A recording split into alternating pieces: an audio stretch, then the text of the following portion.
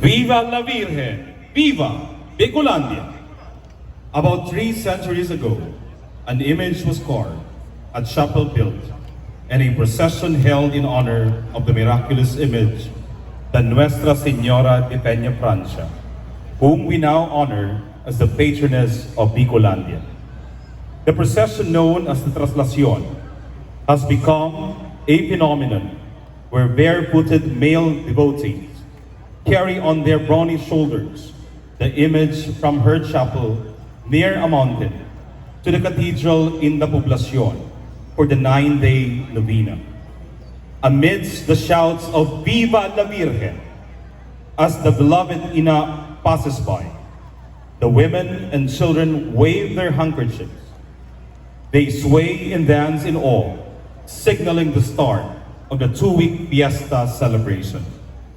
The whole of Ciudad de Nueva Cáceres and the Bicol region as well are in celebration, full of merriment and warm homecomings, and in deep prayer, thankful of the grace and blessings that Ina had showered on her children. The Peña Francia Fiesta, with its Voyadores, is considered one of the biggest, if not the biggest and most popular Marian event in the whole of Asia. After 9 days, the Lady of Peña Francia, our mother, our Ina, is thence carried back in a large boat through a fluvial procession down the Naga River. Again, amidst deafening shouts of Viva la Virgen, the image is escorted once more by her throng of loving Voyadores back to her home, now the Peña Francia Basilica. Ladies and gentlemen, the Peña Francia Voyadores Festival of the city of Naga.